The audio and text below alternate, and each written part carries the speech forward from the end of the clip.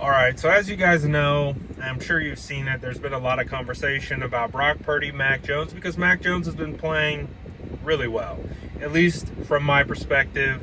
I know there are people who kind of fall in between, but I do think, all things considered, Mac Jones has been playing great underneath the circumstances, the injuries, and everything. And the fact that he's also been injured himself. So I do know, and I've seen and I've heard the conversation about a controversy and all of that stuff. And I was someone who said there's no quarterback controversy back when this first started, because there isn't until there is. But I also mentioned I would be the first to tell you if I do believe there is a quarterback controversy. So let me say this.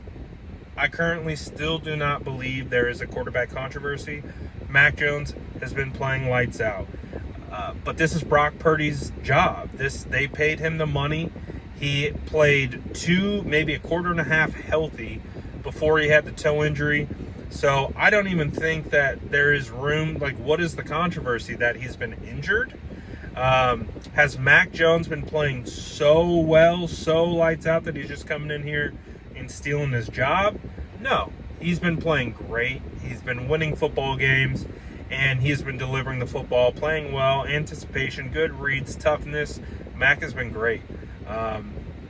Again, there's still a couple steps that need to occur before we can actually talk about a controversy. But this is what Kyle Shanahan said about Brock Purdy, Mac Jones, and if Mac is still playing and Brock could go, and let's read it. He says, basically asked 49ers coach Kyle Shanahan on whether Brock Purdy's return date is contingent at all on how Mac Jones is playing. Kyle Shanahan says, quote, "They're not related. This is Brock's team. When Brock's good to go and everything and can play like Brock, there's no decision to be made. It's just nice as we go through this with Brock, the uncertainty of the toe.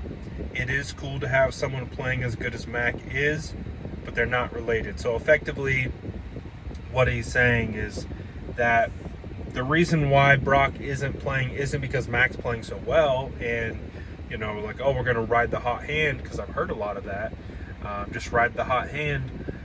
I do think that, to what Kyle said, this is Brock's team. It would be, like, this is also a thing, too, where it's like, if you're the owner, if you're Jed York, if you're Parag Marathe, if you're John Lynch and Kyle Shanahan, you want Brock Purdy to be successful because you staked your claim and tied your future to his wagon.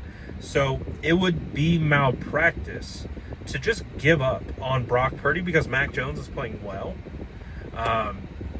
No, it's a good problem to have, and I've seen the debates. Well, Mac Jones is only making $5 million, while Brock Purdy's making $53 million, and it's like, okay, but how much was Brock making last year, and the year before that, and the year before that? What does this conversation look like when Mac Jones goes and signs in free agency, or gets traded and gets a deal potentially at the end of this season, signs a $48 million contract, $50 million contract? What if Mac Jones signs a $53 million contract? I'm just saying, people are quantifying, like, the timetables aren't the same. And I just think that the real conversation, if you really want to have a comparison, is you have to talk about Mac Jones then as if he is going to be making $40 million plus a year, if you really want to have that comparison, because I think that's what he's done. He's earned a starting job. He will be a starting job. He will be a starting quarterback here pretty soon. Whether the 49ers trade him in the offseason or he spends another year as a backup, I doubt that will happen. So I just think that a lot of people want a controversy. I think it's great for talking and debating and having conversations, but we're just not there yet. And I know that's not fun. I know that's not how, you generate clicks and drive views, but it is what it is. This is still Brock's team. And I just really want to see what it looks like when Brock is healthy and Brock comes back, and then what happens. Then we can talk about what that looks like. Because obviously if the 49ers go and start losing games with Brock as a starting quarterback, naturally a conversation will occur. That's when we'll start to really discern and divulge whether that conversation is worthy or not. As it stands right now, it's just people trying to do as I've mentioned. So until that occurs, again, there's no point in divulging because he's not healthy and hasn't been healthy. You can't use the Jags game as a reference point. He was injured that whole game.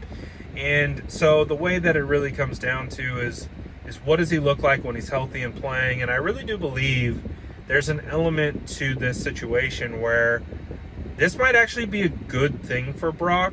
And you might say, Brad, you're just coping. You're just trying to come up with all these different things to defend Brock. Think about it like this. Brock has said this multiple times. He has discussed the underdog mentality, right? Always kind of being too small, counted out, not heavily recruited, Mr. Irrelevant, just a guy that hasn't been the top dog, right? And he's had to earn, fight, claw, and scratch for everything that he's gotten in his football life. Well, this is the first time, obviously outside of, taking over Iowa State and doing what he did with them, that he has been the top guy. I mean, talked about as a top 10 quarterback in the NFL, paid as a top 10 quarterback in the NFL, finally given the keys to the franchise without question. And there can be a pressure to perform that is built with those ancillary things around you. And I think when I critique Brock and I look at the games where he's played poorly, I look at a guy who's doing too much, a guy who's pressing, a guy who's trying to put way more on his shoulders than he needs to, and that's where I've seen Brock struggle. So what I'm kind of looking at this situation as maybe there is a silver lining. Maybe after getting paid, then getting injured, then Mac Jones coming in and playing as well as he has, maybe that shifts a mentality a little bit, because we all know, Brock is going to be a competitor. He's going to be a competitive person. That's one of the things that makes him so great, his toughness, all of those things.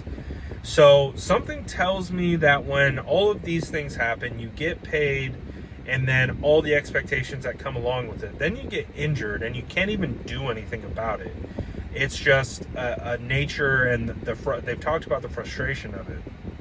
And then Mac Jones comes in and plays well, and I don't think this is anything like Mac versus Brock, anything at all. It's just you being a backup and watching, you being a starter and watching your backup perform well and play really well.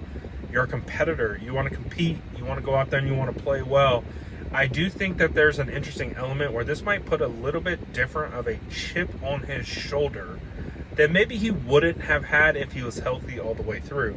And again, ideally you want him to be healthy. I'm not saying this is what you prefer, but all things considered, I think Brock is the kind of guy who is going to take this challenge on top of being paid and somehow reignite that underdog mentality, even though he's a top dog. Does that make sense?